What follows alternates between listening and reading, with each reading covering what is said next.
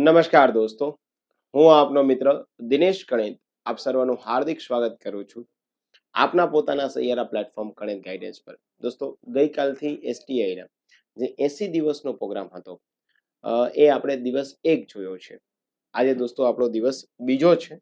ગઈકાલે જે છે આપણું ખૂબ જ સારું જે છે એ પ્રતિભાવ મળ્યા, આપનો સહયોગ મળ્યો. આજે 10 તારીખ છે, 10મો મહિનો છે અને 2025 છે. ઠીક છે. અને આ બીજા દિવસે દોસ્તો આપણે જોવાનું થાય છે. ગઈકાલે આપણે બંધારણના જે છે એ ઉદ્ભવ અને વિકાસના લેક્ચરમાં 1600ની સાલથી લઈ અને છેક આપણે જે છે 1892 સુધી જોયું હતું. આજના લેક્ચરમાં 1909 થી લઈ 1947 તેની સાથે આમુખ અને બંધારણ સભા આ મુદ્દાઓ જોવાના થાય છે. સવારે દોસ્તો મેં તમને આ મુદ્દાઓનો જે છે એ ટોપિક આપ્યો હતો. એપ્લિકેશનમાં આ બાબતના પેઇડ લેક્ચર ઓલરેડી અપલોડ કરેલા છે, જે આપને જોવાના હોય તેના માટેનું મટીરિયલ પણ મેં આપને પેઇડ કોર્સમાં આપેલું છે અને એ પેઇડ કોર્સ જેમણે લીધેલો છે એના માટે એમણે જોઈ લીધું છે અને હવે સાંજે તમામ માટે MCQ જે છે આપણા ફ્રી રહેશે. ચલો તો આગળ વધીએ આપણે. યસ દોસ્તો, પહેલો ક્વેશ્ચન છે દોસ્તો, 1909 મોર્લે મિન્ટો. એ શું આવશે? 1909 મોર્લે મિન્ટો સુધારા બાબતે જે છે દોસ્તો તમારે વિધાન જે છે તપાસવાના થાય છે. 1909 મોર્લે મિન્ટો સુધારામાં નીચેના વિધાનોનો વિચાર કરો અને કેટલા વિધાનો જે છે એ સાચા છે. ગઈકાલે જે છે તમને એકદમ યુપીએસસી અને જીપીએસસી ક્લાસ 1-2 ની પેટર્નના ક્વેશ્ચન આપ્યા હતા. 80 દિવસ સુધી દરેક સબ્જેક્ટના દરેક ટોપિક આ રીતે જ આવશે. ઠીક છે. યસ દોસ્તો, આ સુધારાઓએ મુસ્લિમ માટે અલગ મતદાર મંડળનો ખ્યાલ રજૂ કર્યો હતો. તો 1909માં દોસ્તો જે છે એ તમને આવો ખ્યાલ આવે છે, પણ એનાથી થોડું આપણે વિશેષ વિચારીએ છીએ. 1909માં મોર્લે મિન્ટો સુધારામાં મુસ્લિમ જે છે સમુદાય કે સંપ્રદાય હતા, આ મુસ્લિમ સંપ્રદાયને અલગ મતદાર મંડળ આપ્યું. કોણે આપ્યું? તો કે જે લોર્ડ મોર્લે છે દોસ્તો એ શું છે? તો કે એ ભારત દેશના સચિવ છે. આ લોર્ડ મિન્ટો છે, આ શું છે? એ ભારત દેશના વાઇસરોય છે. ઓકે, તો આ જે છે એ કોને આપ્યું? લોર્ડ મિન્ટોએ જે છે એ અલગ જે મતદાર મંડળ આપ્યું. ઓકે, હવે આ લોર્ડ મિન્ટોને કોણે કીધેલું હતું? તો કે એના ખાનગી મંત્રી હતા, એનું નામ છે ડનલોપ. આ ડનલોપના કહેવાથી જે છે અલગ મતદાર મંડળ આપ્યું. એમને પાછું કોણે કીધું હતું? તો કે ભાઈ 1906માં જેમણે મુસ્લિમ લીગની સ્થાપના કરી, આનું નામ છે સલીમુલ્લા ખાં. સલીમુલ્લા ખાં. સલીમુલ્લા ખાંએ કીધું કે ભાઈ 1885માં તમે કોંગ્રેસની સ્થાપના કરી તો હિન્દુઓને તો ઘણું બધું આપી દીધું, અમને મુસ્લિમને તો કશું ના આપ્યું. તો એમણે જે છે એ ડિમાન્ડ કરી અને ડિમાન્ડ ક્યાં આવી? તો કે ડનલોપ પાસે. કોણ હતો? Private secretary. અને ડનલોપના કહેવાથી મિન્ટોએ જે છે એ આપણે ત્યાં અલગ જે છે એ મતદાર મંડળ આપ્યું છે. તો આનો મતલબ થાય છે કે આ વિધાન આપણું સાચું થાય. બીજું, કેન્દ્રીય વિધાન પરિષદને બિનસત્તાવાર બહુમતી મેળવવાની જે છે એ મંજૂરી આપવામાં આવી છે. આપણે કેન્દ્રીય જે છે એ વિધાન પરિષદ હતી દોસ્તો, એમાં શું થઈ? તો કે ભાઈ બિનસત્તાવાર જે છે એ બહુમતી આપવામાં આવી. બિનસત્તાવાર નહીં, સત્તાવાર બહુમતી આપવામાં આવી હતી, મતલબ કે સરકારી લોકો જે છે એ બહુમતીમાં હતા. ત્રીજું છે, કેન્દ્રીય અને પ્રાંતીય બંને સ્તરે વિધાન પરિષદના વિચાર અને વિમર્શાત્મક કાર્યમાં જે છે એ એક પ્રકારનો વધારો થયો હતો. મતલબ શું દોસ્તો? કે આ વાત કરે છે કે વિધાન પરિષદનું કદ વધ્યું. આ સમયગાળામાં વિધાન પરિષદનું કદ જે છે એમાં વધારો કરવામાં આવ્યો હતો. તો એનો મતલબ કે આ સાચો થશે.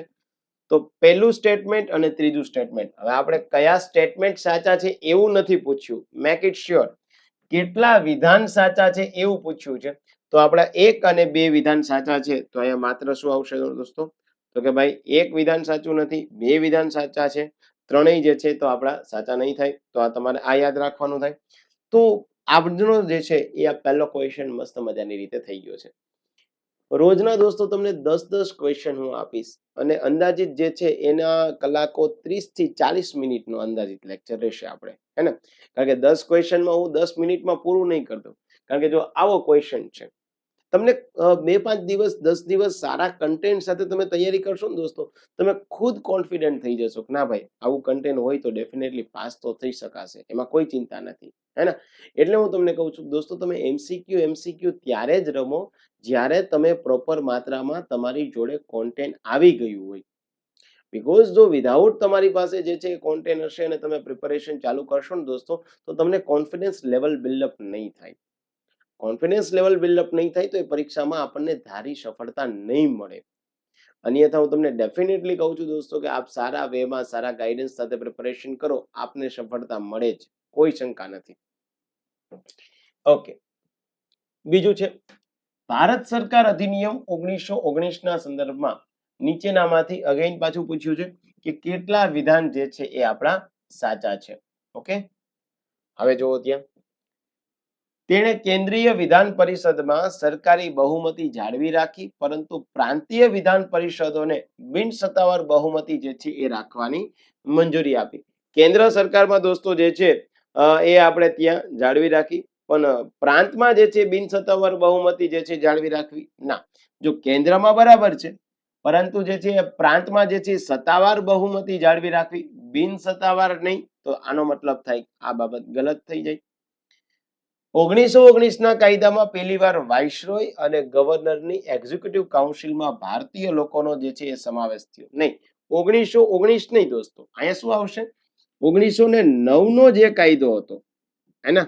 અને 1909 ના કાયદામાં પહેલી વખત ભારતના વ્યક્તિની એક્ઝિક્યુટિવ કાઉન્સિલ મતલબ કે કારોબારી સભ્ય તરીકે નિમણૂક થઈ. એનું નામ શું હતું? સત્યેન્દ્ર પ્રસાદ સિન્હા, હે ને? સચ્ચિદાનંદ સિન્હા નહીં, એ બંધારણ સભામાં આવે ગોગડાઉ, આ શેમાં આવશે? સત્યેન્દ્ર પ્રસાદ સિન્હા. તો યાદ રાખજો, આ સત્યેન્દ્ર પ્રસાદ સિન્હા જે છે તમને એક્ઝામમાં પ્રશ્ન પૂછી લેશે કે આ સત્યેન્દ્ર પ્રસાદ સિન્હા જે છે દોસ્તો એ કયા સભ્ય તરીકે નિમણૂક થઈ? તો યાદ રાખજો, એ કાયદા સભ્ય બન્યા હતા, લો મેમ્બર બન્યા હતા. ઓકે, તો બીજો સ્ટેટમેન્ટ ગલત થઈ જાય. 1919 માં દેશમાં પ્રથમ વખત દ્વિગૃહી શાસન પ્રણાલી અને સીધી ચૂંટણીઓ જે છે એ રજૂ કરવામાં આવેલી હતી. તો આપણે દોસ્તો યાદ રાખવાનું થાય છે કે દ્વિગૃહી શાસન પ્રણાલી જે છે એ અહીંયા લેવામાં આવી હતી. તમે ક્યારેક સાંભળ્યું છે દ્વૈધ શાસન પ્રણાલી? દ્વૈધ શાસન પ્રણાલી. તો તમને એક્ઝામમાં એક પ્રશ્ન એવો પણ પૂછી લેશે કે ભારત દેશમાં દ્વૈધ શાસન પ્રણાલીના પિતા કોને કહેવાય? તો યાદ રાખજો દોસ્તો, એનું નામ છે લિયોનિસ કર્ટિસ. શું નામ આપવામાં આવ્યું? લિયોનિસ કર્ટિસ. ડન છે? આવા ક્વેશ્ચન હોય તો કેટલા વિધાન સાચા છે દોસ્તો? તો માત્ર એક વિધાન સાચું છે, પહેલું અને બીજું તો ગલત થઈ જાય, માત્ર જે છે એ ત્રીજું જે છે એ તમારી જોડે સાચું આવી જશે, તો એને યાદ રાખજો. ચલો ડન છે, આગળ વધીએ આપણે ત્રીજા ક્વેશ્ચન તરફ. નીચેના વિધાનોનો વિચાર કરવાનો થાય અને કેટલા વિધાન સાચા છે એ આપણે જણાવવાનું છે. જવાહરલાલ નહેરુ સમિતિએ ભારતની સ્વતંત્રતા સંગ્રામ દરમિયાન 1928 માં અધિકારોના બિલની માંગ કરી. જો અહીંયા જે છે તેમને શેની વાત કરે છે દોસ્તો? નહેરુ રિપોર્ટની વાત કરે છે. હવે તમને જે છે એ ખબર ન હોય કે અહીંયા જવાહરલાલ નહેરુ ના આવે, અહીંયા કોણ આવે દોસ્તો? મોતીલાલ નહેરુ આવે, તો જે છે આપ અહીંયા ફસાઈ જશો. નહેરુ રિપોર્ટ સાચો, પણ હવે તમને પાછું એ પણ ખબર પડવી જોઈએ કે નહેરુ રિપોર્ટ ત્યારે શું કામ આવ્યો હતો? તો કે ભાઈ આ સમયગાળામાં જે છે એ 1928 માં સાયમન કમિશન આવ્યું હતું. સાયમન કમિશનનો જે છે એ વિરોધ કરવામાં આવ્યો હતો. હવે તમારામાંથી કોઈ બંધારણીય તજજ્ઞ હોય તો થોડુંક મને આમાં ઇનપુટ આપજો, અને કારણ કે હમણાં તમે જે લેક્ચર જોતા જોતા બોલતા હશો કે સાયમન કમિશનનો વિરોધ થયો તો, તમામ લોકો અંગ્રેજો હતા એટલે વિરોધ થયો તો, લાઠીચાર્જ થયો તો હવે તું લાઠીચાર્જ કરતો કરતો એ આવતો રહે. તમારામાંથી શું એક મુન્નો મને એમ કહી શકે કે સાયમન કમિશનના સમર્થનમાં કોણ હતા? વિરોધમાં નહીં, સમર્થનમાં કોણ હતા? બળીઓ ઉમેદવાર છે, નોલેજ છે? હા, જેની આજ આખા દિવસમાં જે છે એ સારી રીતે બંધારણ આપણી એપ્લિકેશનના પેઇડ પ્લેટફોર્મમાંથી ભણ્યું છે એ સમજી જશે, કારણ કે એને ઓલરેડી મેં સમજાવેલું છે કે ભાઈ મદ્રાસની જસ્ટિસ પાર્ટી, પંજાબની યુનિયનિસ્ટ પાર્ટી અને મોહમ્મદ શફી આ બધા સાયમન કમિશનના સમર્થક હતા. એમને ખ્યાલ છે, જેને નથી ભણ્યું એને ખ્યાલ નહીં હોય. અને નથી ભણ્યું છતાં તમને ખ્યાલ છે તો સારી વાત છે દોસ્તો, હે ને. હું એવું નથી કહેતો કે હું જ બેસ્ટ છું, હું જ મહાન છું, પણ આવું ભણવું જોઈએ તમારે. તો જેથી કરીને સાયમન કમિશનનો વિરોધ થયો, વિરોધમાં લાઠીચાર્જ થયો. હવે લાઠીચાર્જમાં એવા પ્રશ્નના જવાબ ના આપતા કે લાઠીચાર્જમાં જે છે એ લાલા લજપતરાય શહીદ થઈ ગયા હતા, એ ખબર છે? હા, મૃત્યુ પામ્યા હતા. તને ખબર છે ઘાયલ કોણ થયું હતું? તો અહીં થઈ જશે દોસ્ત. તો ત્યારે એક સચિવ હતા બેકન હેડ. આ બેકન હેડ તત્કાલીન સચિવ હતા. એની પડકાર આપ્યો હતો કે ભાઈ શું તમે આ બધો વિરોધ કરો છો, હે ને? આ વિરોધ કરવો એ યોગ્ય થોડો છે તમારો. એટલા માટે થઈ અને પછી જે છે એ નહેરુ એટલે કે મોતીલાલ નહેરુના અધ્યક્ષ પદે રિપોર્ટ બનાવવામાં આવ્યો કે અમે અમારા દેશનું બંધારણ બનાવી શકશું, અમે જે છે એ અમારા દેશનું સંચાલન કરી શકશું. અને ત્યારબાદ એ નહેરુ રિપોર્ટ. પરંતુ રાજકીય બાબતોના લીધે આ મોતીલાલ નહેરુના રિપોર્ટનો જે છે એ કઈ અસરકારક અમલ ન થઈ શક્યો. મતલબ કે જવાહરલાલ નહેરુ નહીં આવે, મોતીલાલ નહેરુ આવશે. બીજું, લેખિત અધિકારોના માંગણી વખતે ભારતીય રાષ્ટ્રવાદીઓની પ્રાથમિકતા ની ચિંતા રાજ્ય સત્તાના મનસ્વી ઉપયોગ સામે જે છે એ પ્રકારના રક્ષણની હતી. તો સાચી વાત છે ભાઈ કે ભાઈ લેખિત અધિકારો શું કામ માંગતા હતા કે ભાઈ જેથી કરીને રાજ્યની સત્તામાં તમે જે છે પોતાનું મનસ્વી વર્તન જે છે ન દાખવી શકો. મનસ્વી વર્તન દાખવશો તો આ એક પ્રકારનો પ્રશ્ન બનશે. સાયમન કમિશન અને સંયુક્ત સંસદીય સમિતિએ 1935માં ભારતમાં મૂળભૂત અધિકાર લાગુ કરવાના જે છે એ વિચારને જે છે એ સ્વીકાર્યો હતો. તો અહીંયા જે છે એ સ્વીકાર્યો નહોતો, એને આપણે યાદ રાખવાનું કે નહોતો સ્વીકાર્યો. સાયમન કમિશને જે છે એ આ બાબતને સ્વીકારી નહોતી. તો એનો મતલબ થાય ત્રીજું પણ આપણું ગલત થઈ જશે દોસ્તો, હે ને? તો કે ભાઈ કારણ કે અમલીકરણ જે છે એના માટે અસરકારક જે છે એ ઘોષણાની જરૂરિયાત હોય છે. અમલીકરણ માટે અસરકારક ઘોષણા કરવી જરૂરી છે. ઓકે, શું આપ્યું છે ભાઈ? કેટલા વિધાન સાચા છે? તો માત્ર એક વિધાન જે છે આપણું સાચું પડશે. કેટલામું? તો ત્રીજામાં જે છે શું આન્સર આવશે દોસ્તો? ત્રીજામાં જે છે એ આન્સર આવશે. ચલો ડન છે. આજે તમને દોસ્તો થોડાક હું નવા પેટર્નના પણ ક્વેશ્ચન લાવ્યો છે જે એકચ્યુઅલમાં જીપીએસસી તમારી પાસેથી એક્સપેક્ટેશન રાખે છે. જો ડીવાયએસઓ 2000 ને જે છે એ 25 ની એક્ઝામમાં જોજો આવું વિધાન 1 વિધાન 2 પછી તમને એવું નથી કીધું કયું વિધાન સાચું છે. જો બંને વિધાન સાચા છે પરંતુ સમજૂતી છે, બંને વિધાન સાચા છે યોગ્ય સમજૂતી નથી, વિધાન 1 સાચું વિધાન 2 ખોટું, આવા ક્વેશ્ચન. તો તમને દરરોજ આવા ક્વેશ્ચન હું આપીશ, હે ને? મતલબ કે 80 દિવસ છે દોસ્તો અને 10 ક્વેશ્ચન રોજના આપીશ એટલે તમારા 800 ક્વેશ્ચન થશે. પ્લસ તમને જે છે એ 200 માર્કના 5 જે છે એ મોડલ પેપર આપીશ એટલે તમારા 1000 ક્વેશ્ચન એ થશે, હે ને? એટલે તમારા 1800 પ્રશ્નની મસ્ત મજાની ડેટા બેંક બની જશે. અને એની પહેલા તમે સારું જે છે કોન્ટેન્ટ આપણા લેક્ચરમાંથી જોયેલું છે, સાથે સાથે આ જોયું છે. અને એમાં પણ તમને મેં છેલ્લા 11 વર્ષના યુપીએસસી ના પીવાયક્યુ આપણા કોર્સમાં ફ્રી ઓફ કોસ્ટ ગુજરાતીમાં આપ્યા છે. ગુજરાતીમાં તો આપ્યા છે પણ એની જોડે જોડે શું આપ્યું છે એનું એક્સપ્લેનેશન આપ્યું છે. અત્યારે જે હું તમને સમજાવતો જાઉં છું એ પણ હું તમને આપ્યું છે, હે ને? તો એ તમને જે છે આપણા કોર્સમાં મળી રહેશે. આટલું કરી લેશો તો પછી કોઈ ચિંતાનો વિષય નહીં હોય. એ પણ તમારે ખુદે સેટિસ્ફાઈ થવાનું, હું કહું માની નહીં લેવાનું દોસ્ત. અને આપણે ખુદે સેટિસ્ફાઈ થવાનું, હા યાર આટલું કરીએ તો હવે વાંધો નહીં આવે, હે ને? ચલો ડન. તો કંઈક નવો ડિફરન્ટ ટાઈપનો ક્વેશ્ચન આપું છું. વિધાન 1 છે, મહાત્મા ગાંધીએ કોમી ચુકાદાના વિરોધમાં પુણેની યરવાડા જેલમાં આમંત્રિત ઉપવાસ જે છે ચાલુ કર્યા.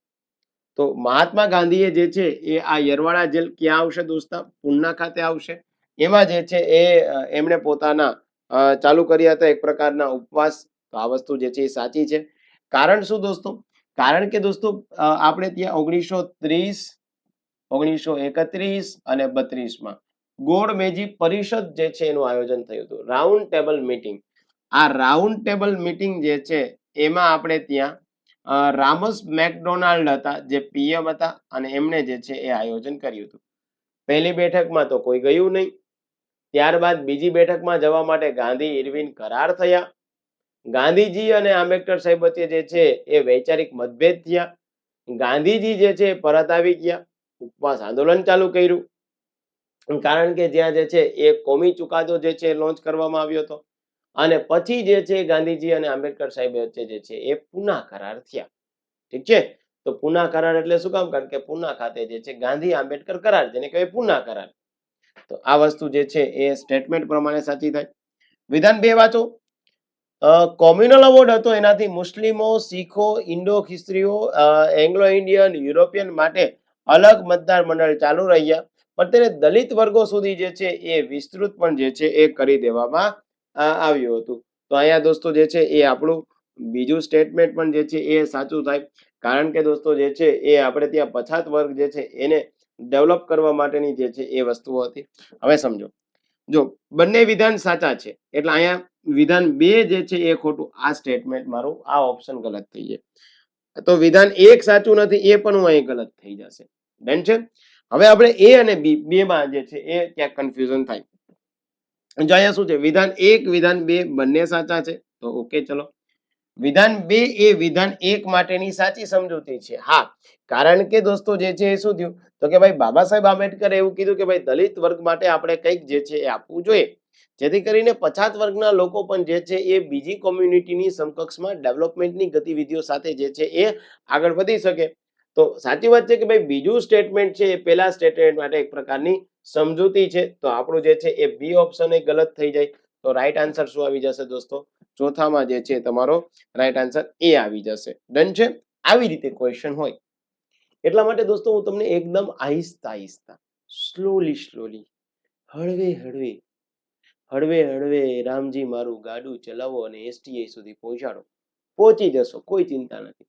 પણ હા, આ પ્રોગ્રામમાં જોડાવવું હોય તો વહેલા જોડાઈ જજો. પછી હું જ્યારે જે 50મો દિવસ ચલાવતો હોય ત્યારે તમે વિચારો, સર ઓહો 50 દિવસ જતા રહ્યા, તો મુન્ના તું આખો દિવસ યુટ્યુબમાં કરે છે શું? આખો દિવસ શું કરે છે સ્ટેટસ ચલાવીને? સારું કન્ટેન્ટ રાખો દોસ્તો, મગજમાં કોઈ પ્રકારનો લોડ ન રહ્યો, આપની એસટીઆઈ પાસ. જાઓ, ડન છે. આગળ વધીએ આપણે. ઓકે, પાંચમો ક્વેશ્ચન. ભારત સરકાર અધિનિયમ 1935 માં નીચેના વિધાનોનો વિચાર કરવો જોઈએ. આમાં લખ્યું છે કયા વિધાનો સાચા છે. 1935 ના એક્ટ પ્રમાણે પ્રાંતોમાં દ્રેધ શાસન જે છે નાબૂદ કર્યું. કેન્દ્રમાં જે છે એ દ્વિ શાસન અપનાવવાની એક પ્રકારની જોગવાઈ કરી. હવે આપણે જે છે એ પ્રાંતમાં આ દ્વિ શાસન હતું એ શું કેન્સલ કરી દીધું છે, પરંતુ યાદ રાખવાનું થાય છે કે પ્રાંતમાં દ્વિ શાસન જે છે એ નાબૂદ કરી દીધું અને કેન્દ્રમાં દ્વિ શાસન અપનાવવાની જોગવાઈ કરવામાં આવેલી હતી. ડન છે. ઓકે, પણ યાદ રાખો કે આ જોગવાઈનો અમલ નહોતો થયો. તેને બધા 11 પ્રાંતોમાં દ્વિગૃહી રજૂ કર્યું હતું. જો મસ્ત મજાનો ક્વેશ્ચન છે. એસટીઆઈ માં જે છે એ 2020 કે 21 માં ક્વેશ્ચન પૂછાયેલો હતો. 11 માંથી દોસ્તો 6 ગૃહ એવા હતા કે જે દ્વિગૃહી હતા. 11 માંથી કેટલા? 6 ગૃહ એવા હતા કે જે દ્વિગૃહી હતા. આને તો શું કીધું? 11 દ્વિગૃહી છે, નહીં મુન્ના?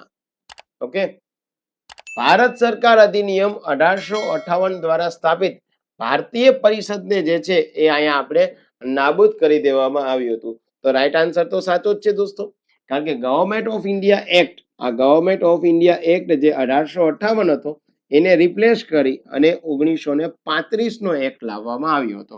તો પહેલું અને ત્રીજું સાચું છે. હવે આપણે શું વિચારવું છે કે નીચેના વિધાનોનો વિચાર કરો. તો 1 અને 3 સાચું છે. 1 અને 3. તો પાંચમામાં રાઈટ આન્સર શું આવશે? સી આન્સર રાઈટ આવશે. ચલો ડન છે દોસ્તો, અહીંયા સુધી સમજાય છે? હા ના આવું કેતા રહેજો, તો જેથી કરીને મને ખ્યાલ આવે કે દોસ્તો આપના મગજમાં બેસે છે કે નહીં. લાઈક, શેર, સબસ્ક્રાઇબ આ આપને જો યોગ્ય જણાતું હોય તો વચમાં થમ આપતા રહેજો. ના જણાતું હોય તો કોઈ ચિંતા કરતા નહીં. અનુચ્છેદ ક્યાંય નહીં આવે, સહેલું ક્યાંય નહીં આવે. મને કે તમને આવડે એવું નહીં આવડે, પરીક્ષામાં પૂછાય એવું આવશે આ 80 દિવસના પ્રોગ્રામમાં. ઠીક છે, ચલો તો આગળ વધીએ. છઠ્ઠો ક્વેશ્ચન છે, બંધારણ સભામાં પ્રતિનિધિત્વના સંદર્ભમાં નીચેના વિધાનો જે છે એનો વિચાર કરો. કારણ કે મેં તમને કીધેલું છે દોસ્તો કે ભાઈ 1909 નો એક, 19 નો એક, 35 નો એક, બંધારણ સભા અને આમુખ, આટલા ક્વેશ્ચન જે છે એમાંથી મેજર બધા લેવાના થાય છે. ચલો ડન. બંધારણ સભામાં પારસી અને ભારતીય સહિત સમાજના તમામ વર્ગો જે છે એનું પ્રતિનિધિત્વ જે છે એ હતું. તો ભારત દેશમાં દોસ્તો જે છે એ બંધારણ સભાની જે રચના થઈ હતી એમાં આપણે ત્યાં જે છે એક પ્રકારનો સાર્વત્રિક પુખ્ત મતાધિકાર આ બાબત હતી. ઓકે, તો સાર્વત્રિક પુખ્ત મતાધિકાર હોવાના નાતે આપણે ત્યાં તમામ વર્ગો જે છે એનું પ્રતિનિધિત્વ હતું. હવે અહીંયા તમે લોચો ક્યાં મારો ખબર? તમે લોચો ત્યાં મારો કે અહીંયા જે છે તમે વિચારો કે સર તમામ વર્ગોનું હતું. મેં તો એવું સાંભળ્યું હતું કે પારસીનો વ્યક્તિ એટલે HP મોદી. મેં તો એવું સાંભળ્યું હતું એંગ્લો ઇન્ડિયન એટલે જે છે ફ્રેન્ક એન્થની. પણ મુના તો બે નામ સાંભળ્યા છે, તે આવે છે તો બધા વર્ગો. તો રાઈટ આન્સર આવશે આ, મતલબ પહેલું સ્ટેટમેન્ટ. રજવાડાઓએ બંધારણ સભાની 93 બેઠક માટે ચૂંટણીમાં ભાગ લીધો હતો. જો આ ચૂંટણીમાં ભાગ નહોતો લીધો, એમની જે છે રજવાડાઓની પસંદગી નામાંકન દ્વારા થઈ હતી. આ યાદ રાખજો. હવે જો 93 તો મેં સાચા જ લખ્યા છે અહીંયા, એટલે મુનો ફસાઈ ક્યાં કે સર તમે 93 કીધું હતું. કારણ કે જો આખો મુદ્દો ભણવો હોય ને તો આવી રીતે ભણાય. બંધારણ સભામાં 389 સભ્યો હતા. તમે કહેશો જી સર. એનું વર્ગીકરણ કર્યું ત્યારે 292 સભ્યો આવ્યા. એક પ્રકારે 292 માં કોણ આવ્યા તો કે ભાઈ સામાન્ય, મુસ્લિમ અને શીખ આવ્યા. આને 11 પ્રાંતમાં વહેંચી દીધા. એના સિવાય 4 ચીફ કમિશનર આવ્યા. ચીફ કમિશનર કોણ? દિલ્હી, ક્રુગ, અજમેર, મારવાડ અને બ્રિટિશ બલુચિસ્તાન આવ્યા. 93 જે છે એ રજવાડા આવ્યા. પ્રશ્ન થયો, આ તો મેં વર્ગીકરણ કરી દીધું, પણ વર્ગીકરણ કર્યા બાદ આને કેવી રીતે પસંદ કરવા તો કે રજવાડાઓની પસંદગી જે છે એ નામાંકન દ્વારા થઈ. અને આ 200 ને જે છે એ 92 + 4 યાની 296 જે છે દોસ્તો એમની અપ્રત્યક્ષ ચૂંટણી થઈ. જીપીએસસીએ પ્રશ્ન પૂછ્યો કે આ અપ્રત્યક્ષ ચૂંટણી કોના દ્વારા થઈ હતી તો મુન્ના યાદ રાખવાનું થાય. અપ્રત્યક્ષ ચૂંટણી વિધાન પરિષદના 1585 સભ્યો દ્વારા થઈ હતી. આનું રિઝલ્ટ આવ્યું એટલે 208 કોંગ્રેસને આવી, 73 મુસ્લિમ લીગને આવી, 15 અન્યને આવી. મુસ્લિમ લીગને જે છે એનો અસંતોષ થયો કે ભાઈ અમને માત્ર કેમ 73 બેઠક આવી, એટલે પછી જે છે એ ભારતના ભાગલા તરફ આપણે આગળ વધ્યા. અને એ જે છે એ ભાગલા તરફ આગળ વધ્યા એટલા માટે થઈ અને 389 માંથી 90 બેઠક પાકિસ્તાનમાં જતી રહી. એટલે કેટલી બચી? 299 બચી. આઝાદ ભારતની, આ આઝાદી પૂર્વેની વાત કરું છું. અને એ 299 માંથી દોસ્તો જે છે એ 229 કોને? કોંગ્રેસને, અને 70 કોને તો કે રજવાડાઓને. અને આમાં સાઇન કેટલાની છે તો કે 284 ની. તમારે બંધારણ સભાને મેં આવી રીતે સમજાવ્યું હોય. એક એક પહેલુંને લઈ લ્યો ભાઈ, જેથી કોઈ ચિંતા ના થાય આપણને. ઠીક છે? હજી પણ કોર્સ ના લીધો હોય તો STI નો કોર્સ લઈ અને જલ્દીથી તૈયારી શરૂ કરી દેજો. પછી એવું ના થાય કે આપણે લાસ્ટમાં એવું વિચાર આવે કે ઓ યાર કોર્સ લઈ લીધો હોત તો. હા, તો આ જોઈ લેજો. મહાત્મા ગાંધી બંધારણ સભાના સભ્ય નહોતા. યસ, તો પેલો આ બીજું સ્ટેટમેન્ટ હું ગલત કરી દઉં, કારણ કે અહીંયા જે છે શું લખ્યું છે? ચૂંટણી થઈ નથી. અને મહાત્મા ગાંધી બંધારણ સભાના સભ્ય નહોતા. હા, તો એ વાત તો સાચી જ છે ભાઈ, હેના?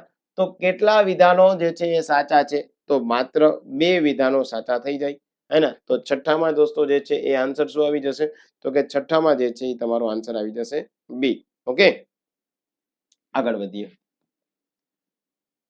7મો ક્વેશ્ચન. વિધાનોનો વિચાર કરો અને કયું સાચું છે કયો. બંધારણ સભાની પહેલી બેઠક મળી તો ડોક્ટર સચ્ચિદાનંદ સિન્હા જે છે તેના કામ ચલાઉ પ્રમુખ હતા.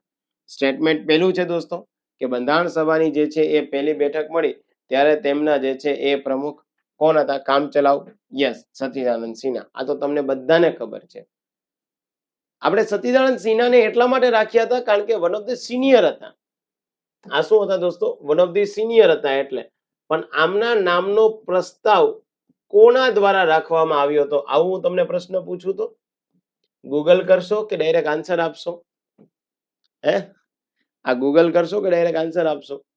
કે સચ્ચિદાનંદ સિન્હા જે છે એમને કામચલાઉ પ્રમુખ બનાવવામાં આવ્યા હતા. એમનો પ્રસ્તાવ જે છે કોણે રાખ્યો? JB કૃપલાણી દ્વારા, જીવંતરામ ભગવાન દાસ કૃપલાણી દ્વારા.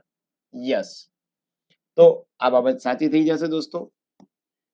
રાજેન્દ્ર પ્રસાદ 11 ડિસેમ્બર 46 ના રોજ સચ્ચિદાનંદ સિન્હાના સ્થાને બંધારણ સભાના પ્રમુખ તરીકે જે છે એ પસંદ થઈને જે છે એ આવ્યા હતા. તો આ 7મું જે છે દોસ્તો, તો 7મું વિધાન કેવું થાય? 7મામાં બીજું કેવું થઈ જાય? સાચું થઈ જાય છે, હે ને? ચલો, તો હવે અહીંયા બંને સાચા થાય તો એનો મતલબ કે આ બાબતને ગલત પાડીએ, આ બાબત. હવે આપણું કોકડું ગૂંચવાણું ક્યાં હોય, હે ને? વિધાન એ વિધાન 2 બંને સાચા છે અને વિધાન 2 એ વિધાન 1 માટે યોગ્ય સમજૂતી છે. ના ભાઈ, આમાં યોગ્ય સમજૂતીનો ક્યાં પ્રશ્ન જ આવ્યો છે? તો હું જે છે એ સી ને ડી ને તો જવા દઈ, એ નહીં જવા દઈશ. અને પરંતુ વિધાન 2 અને વિધાન 1 માટે જે છે યોગ્ય સમજૂતી નથી. તો સાતમામાં જે છે એ શું આવી જશે તમારો? તો કે સાતમામાં દોસ્તો તમારો આન્સર 2. એકબીજા સાથે જોડાયેલા છે, હે ને? આને શું કહેવાય દોસ્તો? એકબીજા સાથે જોડાયેલા છે એમ કહેવાય. એકબીજા સાથે જોડાયેલા છે પણ એની સમજૂતી ન કહેવાય, હે ને? ચલો આવા ક્વેશ્ચન હોય તો આપણને બહુ મજા આવે. ચલો તો આઠમો ક્વેશ્ચન, નીચે આપેલા વિધાનોના સંદર્ભમાં ભારતીય પ્રજાસત્તાક શબ્દ જે છે એ ભારતીય પ્રજાસત્તાક શબ્દનો સાચો અર્થ શું સૂચવે છે? તો આ તમને દોસ્તો જે છે એ આમુખમાં પૂછી લીધું, કારણ કે આજે આમુખમાં તો મુન્ના શું કહે છે ખબર? આમુખનો ખ્યાલ ક્યાંથી લીધો, આમુખની ભાષાનો સ્ત્રોત ક્યાંથી લીધો, આમુખમાં એકવાર ફેરફાર થયો, 42મો સુધારો. બસ બસ પવા, આ રેવા દે, એના કરતા વાંચવાનું છે વાંચ. આવું આખા ગામને આવડે છે, હે ને? તું જે જાણે છે ને. એક લોકશાહી સરકાર પ્રણાલી જેના દ્વારા રાજ્યના વડા પ્રત્યક્ષ કે પરોક્ષ રીતે જે છે ચૂંટાઈને આવતા હોય, હે ને? કે ભારત દેશમાં દોસ્તો જે છે એક પ્રકારની લોકશાહીની પ્રણાલી છે કે જેમાં ભારત દેશમાં કેવા છે તો કે ભાઈ જે રાજ્યના વડા છે, અહીંયા રાજ્ય એટલે કોઈ રાજ્ય સરકારની વાત નથી કરતા, હે ને? એક રાષ્ટ્રની જ વાત કરે છે. તો દેશ કોના નામે ચાલે છે? તો કે ભાઈ દેશ જે છે એ રાષ્ટ્રપતિના નામે ચાલે છે. તો રાષ્ટ્રપતિ ભારત દેશમાં જે છે એ પ્રત્યક્ષ કે પરોક્ષ રીતે આવતો હોય, મતલબ ભારત દેશનો રાષ્ટ્રપતિ છે એની ચૂંટણી હું તમે ક્યાંય કરવા નથી ચાહતા. આપણે આપણા એમપી એમએલએ ને પસંદ કરીએ અને એમપી એમએલએ કોને પસંદ કરે છે દોસ્તો? રાષ્ટ્રપતિને પસંદ કરે. અમુક દેશ એવા છે કે જ્યાં ડાયરેક્ટ જે છે એ રાષ્ટ્રપતિની પસંદગી ત્યાંના મતદારો પણ કરતા હોય છે. તો આ વિધાન જે છે અહીંયા સાચું થઈ જાય. રાજકીય સાર્વભૌમત્વ કોઈ એક સંસ્થા કે પદમાં નહીં પણ લોકોમાં જે છે એ હોવું જોઈએ. ભારત દેશમાં રાજકીય જે છે એ સાર્વભૌમત્વ શું હોય તો કે ભાઈ કોઈ પણ પ્રકારના જે છે એ એક સંસ્થામાં ન હોવું જોઈએ. મતલબ આપણે કોઈના અંકુશમાં નથી. આપણે દરેકે દરેક વસ્તુ આઝાદી બાદ રાણીને પૂછવા નથી જતા કે બ્રિટિશની રાણી તમે આમ કયો એ સાચું કે ખોટું, આવું પૂછવા નથી જતા. આપણે પોતે સાર્વભૌમત્વ છે. આપણે કોઈના દબાવમાં નથી આવી જતા. અનુચ્છેદ 370 હટાવી વિશ્વમાં કેટલા બધા દેશો છે, પાકિસ્તાન ને ચાઇના ને તુર્કી ને મલેશિયા, બધાએ વિરોધ કર્યો. આવું ન ચલાવી લેવાય. જમ્મુ કાશ્મીરમાંથી તમે કેમ 370 હટાવી શકો? પણ દોસ્ત આપણે એમાંથી કોઈ પણ પ્રકારના અંકુશમાં આવ્યા વગર જમ્મુ કાશ્મીરમાંથી 370 હટાવી દીધેલી છે, હે ને? તો આ બાબતે જે છે તમારું કેવું થઈ જાય તો કે ભાઈ કોઈ એક વ્યક્તિમાં જે છે એ નિહિત હોય ના. બીજું, કોઈ વિશેષાધિકૃત વર્ગ રહેશે નહીં, બધી જ જગ્યાએ બધા નાગરિકો માટે ખુલ્લી રહેશે, હે ને? કોઈ વિશેષ અધિકાર જે છે એ વ્યક્તિને પ્રાપ્ત થશે તો કે ના. અહીંયા વિશેષાધિકૃત વર્ગ એટલે શું દોસ્તો? તો કે ભાઈ વારસાગત. આપણે ત્યાં જે છે એ રામનાથ કોવિંદ સાહેબ જે છે એ માની લે કે રાષ્ટ્રપતિ હતા અને તો એના પછી શું રામનાથ કોવિંદના સન આવ્યા? ના. દ્રૌપદી મુર્મુ પછી શું દ્રૌપદી મુર્મુના જે પરિવારમાંથી જ કોઈ આવે? ના, હે ને? ત્યારે બ્રિટનમાં શું થાય? Elizabeth 1, Elizabeth 2, Victoria 1, Victoria 2. તો અહીંયા જે છે કોઈ વિશેષાધિકૃત વર્ગ છે નહીં, બધી જગ્યાએ નાગરિકો માટે ખુલ્લું છે. તો ત્રીજું સ્ટેટમેન્ટ પણ સાચું છે. તો શું લખ્યું છે આપણે ત્યાં કેટલા વિધાનો સાચા? તો કે 1, 2 અને 3. આ ત્રણેય સાચા થઈ જાય. તો આઠમાં આન્સર શું આવશે દોસ્તો? ડી આન્સર તમારો જે છે એ સાચો આવી જશે. ડન છે? ઓકે, ચલો આગળ વધીએ. જો હું તમને જે કન્ટેન્ટ ભણાવું છું, ગઈકાલે મેં તમને વાત કરી હતી કે જીપીએસસી માટે એસટીઆઈ જે છે એનો એક સ્પેશિયલ કોર્સ 80 દિવસ માટેનો છે, જેમાં તમામ પ્રકારના જે છે એ વિષયો આવી જશે. એનો ડેમો લેક્ચર જોવો હોય તો પણ આપ જોઈ શકો. આ કોર્સ દોસ્તો જે છે એ 7000 નો છે. એમાં 3500 જે છે એ રૂપિયામાં, મતલબ કે 50% જે છે તમને ડિસ્કાઉન્ટ આમાં આપું છું. 80 દિવસનો ટાર્ગેટ પ્લાન છે, એસટીઆઈ માટે છે. રોજ સવારે તમને એક ટોપિક આપી દેવામાં આવશે, એના લેક્ચર રેકોર્ડ સ્વરૂપમાં અપલોડ કરેલા છે. એ તમારે આખો દિવસ જોવાના. એની પીડીએફ પણ હું આપીશ. એ પીડીએફનું તમે મટીરિયલ પણ પ્રિન્ટ કરી શકશો. એ આખો દિવસ લેક્ચર જોઈ સમજી સાંજે પાછા જે છે હું તમને આન્સર આપીશ, એના એમસીક્યુ સોલ્વ કરાવીશ. આની સાથે દોસ્તો જે છે એ 11 વર્ષના જે એમસીક્યુ છે, પીવાયક્યુ છે યુપીએસસી ના, હે ને, એ ગુજરાતીમાં આપીશ અને એની સાથે સાથે દોસ્તો તમને એનું એક્સપ્લેનેશન એ આપીશ. અને દૈનિક 7 કલાકનું જે છે હું તમને એક શેડ્યુલ બનાવી દઈશ. આ ઓલરેડી આપણે બનાવી અને યુટ્યુબમાં મૂકેલું છે. ડન છે? અને આમાં જે છે દોસ્તો મારો 1500 રૂપિયાનો જે મેન્ટરશિપ પ્રોગ્રામ છે એ ફ્રી ઓફ કોસ્ટ મળશે. તો તમે જો સ્પેશિયલી એસટીઆઈ ની તૈયારી કરતા હોય તો આ જે છે આ બધા તમે જવાબ આપતા હોય છે એ બધા ઉમેદવાર કેવા છે કે એ બધાએ સવારે લેક્ચર જોઈ લીધા છે. તમને એમ થાય કે સર આવું કન્ટેન્ટ ક્યાંથી મળે? ગણિત ગાઈડન્સમાંથી મળશે, હે ને? અમે તમને બહુ વધારે કન્ટેન્ટ નથી આપતા, જે પરીક્ષા લક્ષી છે ને એ આપીએ છીએ. અને જો તમે દોસ્તો જે છે એ તૈયારી કરતા હોય જીપીએસસી 1-2 ની, આદિજાતિ વિકાસ અધિકારી ને રાજ્ય વેરા નિરીક્ષકની, તો પછી તમે જે છે એ એડવાન્સ કોર્સ લેજો જે 9000 માં છે દોસ્તો. એના ત્રણેય પરીક્ષાઓ જે છે એના માટેનો છે. તો આપ આ કોર્સમાં જે છે આ ત્રણેય પરીક્ષા માટે થઈને આવી શકો. આમાં દોસ્તો તમને એક તો સારા ફેકલ્ટી, ગુજરાતના સર્વશ્રેષ્ઠ મટીરિયલ પણ હું તમને આપીશ 1500 પેજનું, અલગ અલગ 700 કલાકના જે છે રેકોર્ડ લેક્ચર પણ હશે. આ બધા ફેકલ્ટી છે. હું દિનેશ કણેજ છું, બંધારણ અર્થતંત્ર ભણાવીશ. અનિતા ઝોન મેડમ જે છે એ ગ્રામર ભણાવશે, કારણ કે મેન્સ માટે ગ્રામર જે છે એ જરૂરી છે દોસ્તો. તો જ તમે પત્ર એસે લેટર લખી શકો. વિમલ ભટ્ટી સર છે science and tech environment, Ketan Patel sir ઇતિહાસ વારસો, રાવલિયા સર ભૂગોળ, ભૌતિક ઠક્કર સર છે ગણિત અને રીઝનિંગ ભણાવશે. તો આ જે છે કોર્સ લેવામાં તમને કોઈ પણ પ્રકારની તકલીફ પડે તો આપ જે છે એ આ નંબર પર ફોન કરી શકો, વોટ્સઅપ કરી શકો છો. કોર્સ લેવો બહુ સરળ છે. આપે દોસ્તો ગણિત ગાઈડન્સ એપ્લિકેશન ડાઉનલોડ કરવાની, લોગિન કરવાનું અને જીપીએસસી ના મેન્યુમાં જઈ એસટીઆઈ અથવા તો એડવાન્સ કોર્સ તમે જે છે પરચેસ કરી શકશો. આ અમારી સક્સેસ છે.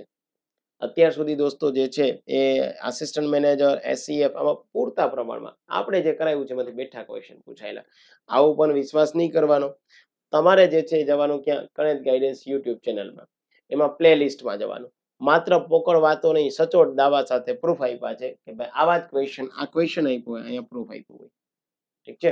આ જે છે એ ગણિત ગાઈડન્સ છે. અમે આના આધારે ચાલીએ છીએ. ઠીક છે?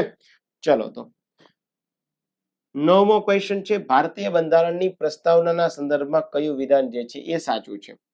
પ્રસ્તાવના દ્વારા કલ્પના કરાયેલ સ્વતંત્રતા નિરપેક્ષ નથી, પરંતુ એક પ્રકારે શું છે તો કે ભાઈ મર્યાદિત છે. તો આપણે યાદ રાખવાનું કે ભાઈ આપણને સ્વતંત્રતા મળે છે. ભારત દેશમાં દોસ્તો અનુચ્છેદ 19માં જે છે એ 1 આપેલો છે. તો આપણને સ્વતંત્રતા છે, પણ એ સ્વતંત્રતા ઉપર પણ જરૂરી પ્રતિબંધ છે. આમ જોવા જાય તો અનુચ્છેદ 19 જે છે તો આવી રીતે છે. 19 ના 2 પાર્ટ છે. 19(1) છે, એમાં A થી G છે. આ બધી સ્વતંત્રતા આપેલી છે. અને 19(2) થી 6 છે એમાં પ્રતિબંધ આપેલા છે. તો એબ્સોલ્યુટ નથી. તમે જે છે તમને વાણીની સ્વતંત્રતા આપી, પણ તમે ગમે ત્યારે મન ફાવે એવું ન બોલી શકો, હે ને? તો તમારે જે છે એ આ બાબત સાચી છે. બંધુત્વ રાષ્ટ્રની એકતા અખંડિતતા જે છે એને સુનિશ્ચિત કરે છે. સાચી વાત છે ભાઈ. ભારત દેશનું જે છે એ બંધુત્વ એટલે શું તો કે ભાઈ એકતા અખંડિતતાને જે છે એ સુનિશ્ચિત કરે છે. તો રાઈટ આન્સર કયો આવશે દોસ્તો? સી જે છે એ રાઈટ આન્સર આવશે. બ્રિટિશ ભારતમાં નીચેનામાંથી કોણે પ્રાંતીય સ્વાયત્તતા જે છે એ રજૂ કરી હતી? ભારત દેશમાં જે છે એ પ્રાંત સરકારને જે છે એ સ્વાયત્તતા આપવામાં આવેલી હતી. તો એ પ્રાંત સરકારની સ્વાયત્તતા જે છે એ કોણે આપી હતી? તો શું કેબિનેટ મિશન? કેબિનેટ મિશનના આધારે તો શું થયું તો કે બંધારણ સભાની રચના થઈ હતી. અહીંયા પ્રાંતીય બાબતનો તો કોઈ ઉલ્લેખ છે નહીં, તો આને હું ડિલીટ કરી નાખું. સાયમન કમિશનમાં આવી જોગવાઈ નથી દોસ્તો, એના ભારત સરકારમાં તો દ્વૈત શાસન પ્રણાલી પ્રાંતને જે છે ખતમ કરી નાખી હતી. તો અહીંયા ભાઈ ડિલીટ કરી નાખું. તો રાઈટ આન્સર શું આવશે દોસ્તો? ભારત સરકાર અધિનિયમ 1919 જે છે કે જેમાં આપણે શું આપી હતી તો કે ભાઈ પ્રાંતીય બાબતની આપણને સારી એવી સ્વતંત્રતા જે છે એ મળવા પાત્ર રહેશે. ઓકે, તો આ આપણો દોસ્તો જે છે શું થઈ જાય છે તો કે ભારત દેશમાં જે છે એ મસ્ત મજાની જે છે અધિનિયમ લાવવામાં આવ્યો 1919. ચલો તો ડે 1 પૂરો થઈ ગયો.